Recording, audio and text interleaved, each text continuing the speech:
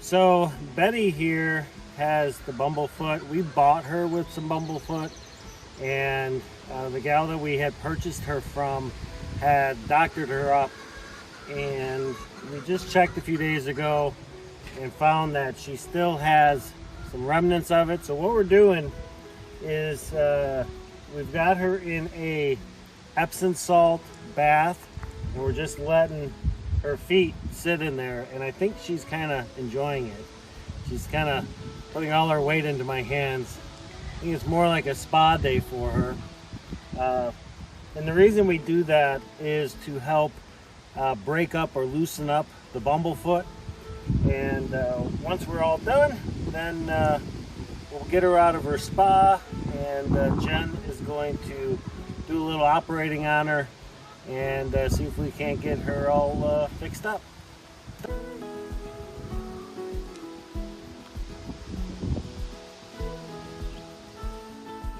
So now that we've taken her out, Jen was able to pull the bumblefoot out of it, the infection, and the Epsom salt really made it nice and soft.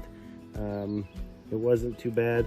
And mind you, this is the first time we've had to deal with this, so we will get better with documenting it, but we did want to show you what it looks like after we've pulled the bumblefoot out, or the infection. So now we're going to put some antibiotic on it, and then we're going to wrap her up, and we'll show you what that looks like. All right, so now that she is all wrapped up and she's in camouflage, so nobody will know that she has her bandages on, we're gonna go ahead and let her go. And we'll probably check her in a couple of days, and if we have to put a new bandage on, then we will. But for now, I think Betty is good. I think she was a huge, this was a huge success, not only for her, but also for Jen and I, since we've never done this before. But we're gonna let her go, and then we'll check back in a couple days.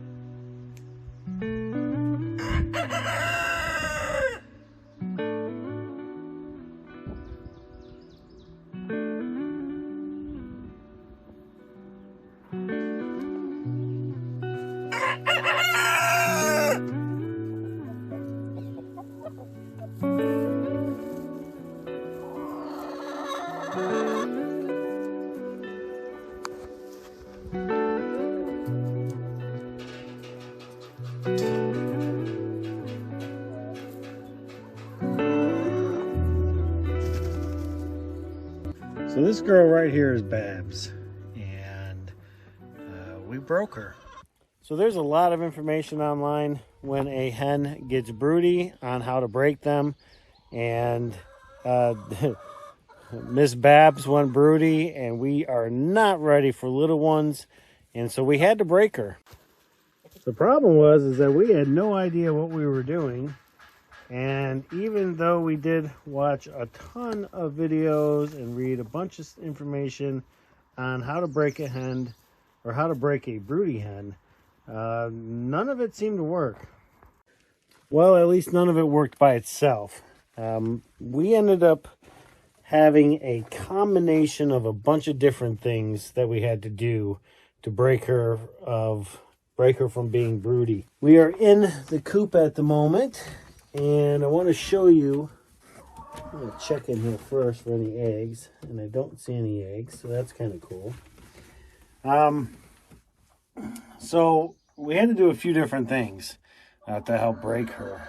The first thing that we had to do was we had to block these things off at night, during the day, after all of the chickens had laid their eggs. The other thing we had to do was, so Babs had a couple of these boxes that she really preferred, so we would shut those boxes off. It would force her to get a different box, and What we ended up doing was every couple hours we'd come in, we'd see her in here, and we'd kick her out.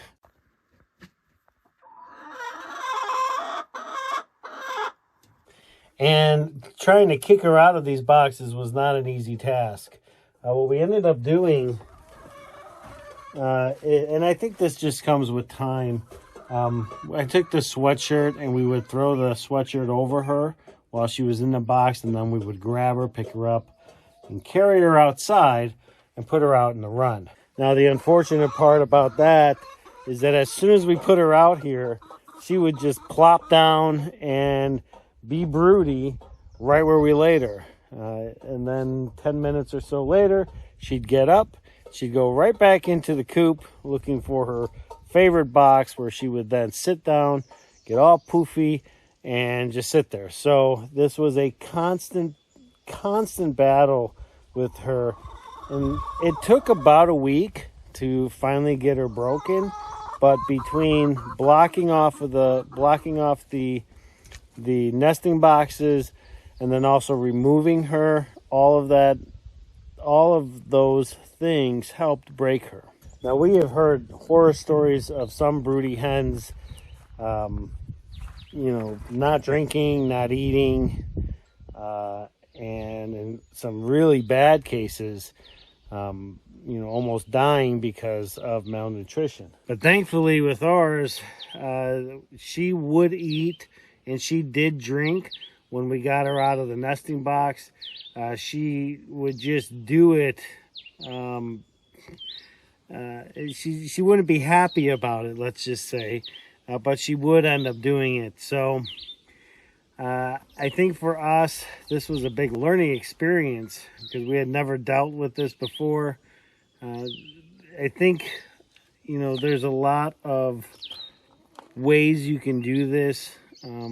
Online, they were talking about putting frozen bottles underneath the chickens, all kinds of little things like that. Again, ultimately for us, it was just every day reinforcing the fact that she couldn't sit in the nesting boxes, making sure she wasn't sitting on any eggs, just really causing her a lot of discomfort by way of taking her out of the boxes, forcing her not to be able to go into a box. And, it worked. After about a week, we noticed yesterday that she wasn't in the boxes. This morning, when we fed them, she was out. She's been out all day today. So it is very possible to break your chicken from being broody. You just have to be, at least in our experience, you have to be consistent and persistent.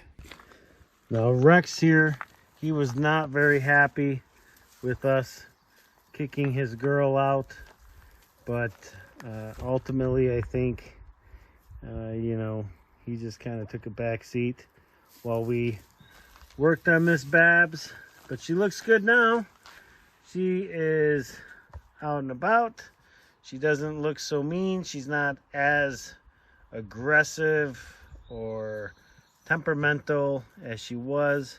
She is much more of a, she's like she was. She's like the old Babs she was. So, and it was a good experience for us because ultimately, with 8 hens, we're going to have broody hens. And being able to get through this one gave us, I think, the confidence to be able to handle this again when the next one decides to be broody. So maybe one day we'll let our chickens, be chicken mamas, but definitely not yet. We're not ready for that.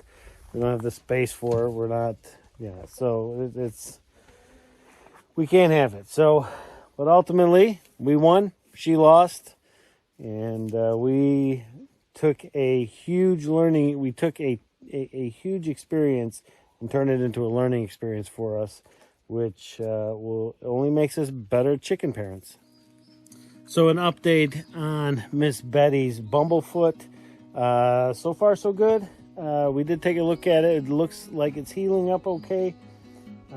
She's gonna keep her booties on for, where did she go? She was just here. She's gonna keep those booties on for a little while longer. I think Jen is gonna probably take them off here soon, maybe in a few more days, but she looks pretty comfortable. She is taking her little bath right now. You can see the booties she has on her claws there, on her feet. But hopefully this last attempt at repairing the bumblefoot will take hold, and we won't have to do this again. But if we do, we have the experience now to deal with it, and that's what we'll do.